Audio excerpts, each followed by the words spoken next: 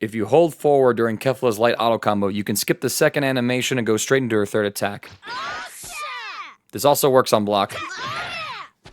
This is namely here, I think, to allow Kefla to access the anti-air frames of the third attack of her light auto combo faster, as before she would have to let the second attack play out in its animation. For comparison's sake, this is how long it would take before. It was pretty quick, and honestly, I think it was comparable to other characters who also have an anti-air as the third hit of their light auto combo. Still, it is a buff to Kefla, and one that I think she'll appreciate in some of her neutral scrambles, especially considering the range of her light auto combo's third attack.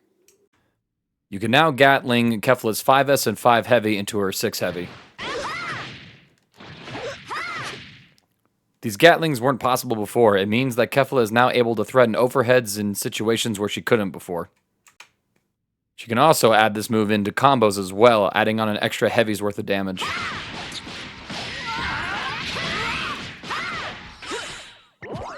However, I haven't really been able to find too much link usage for 5S.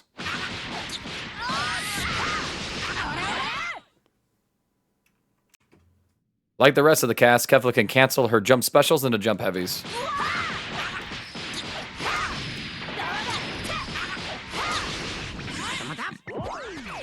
As demonstrated here, it means you can basically add a single ki blast before you go into any J2H extension. However, if you add more than one ki blast in the mid-screen, the opponent falls out. Any more ki blasts in the corner, and you are still able to link it to a J2H.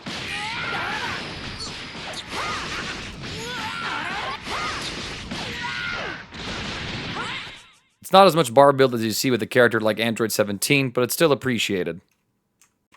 Kefla's EX Super Cannonball now has full projectile invincibility on startup.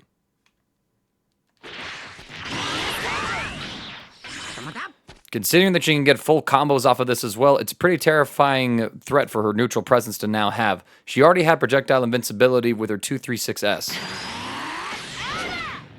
However, it was a very committal option that she could be basically locked in place for depending on how long you needed to hold it. With Super Cannonball, you have the same projectile immunity, and she's able to throw the projectiles and more accurately punish the opponent while also being dramatically safer while doing so.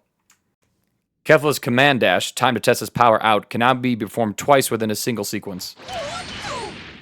This is in partly due to the fact that she can now also cancel this into Super Dash, other special moves, or into Supers. Let's talk about the utility of each of these cancels. I don't think Kefla gets much utility for being able to cancel into Super Dash off of the Command Dash, as in most of the combo routes where she would try to fit this Command Dash in, she's doing so because she could already get a re-jump before.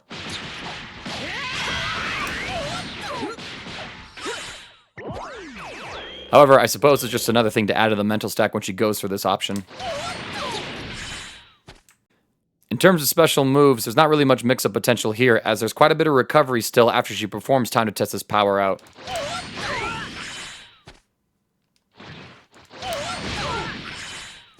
A 38 frame left-right?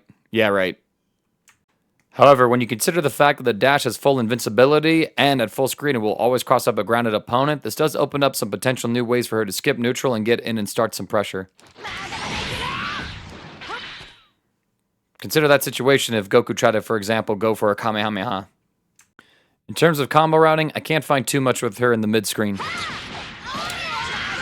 If you go too soon, the enemy keeps flying away, so you're not really able to get a follow-up. But if you delay it, even with the ability to cancel, the opponent simply recovers too soon. And besides, you'd be hard-pressed to find a link after that special attack anyway. And it's not like you can use these changes to then replace Kefla's Super Cannonball EX routes with more meter-friendly routes. If you try to quarter circle forward after that dash, you actually have the opponent swap sides, so instead you get her lariat to come out. If you correct for the side swap, Kefla is facing the wrong way when she throws her next Super Cannonball. So again, you're going to have to rely on EX Super Cannonball routes off of these pickups anyway. As far as using her Command Dash to cancel into Supers goes, it basically means that if you were to use this to side swap or end your combo routes in just to auto-time positionings, it's much easier to get the cancels now.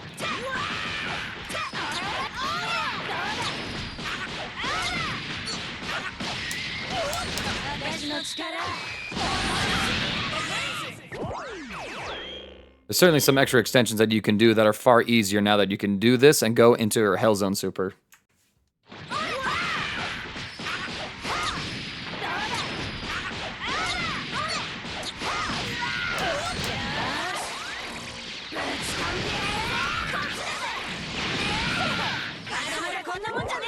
It's actually pretty gangster of her to just not even look at the opponent when she launches the first super at them now.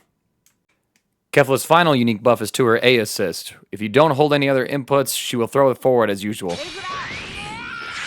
However, if you input up as you call the assist, she'll now throw it upwards. This gives a nice little bit of extra utility as a potential anti-air assist to bring the opponent down to the ground, as well as gives you different combo extensions as well if you use this, since it's going to send the opponent higher. That's the normal version.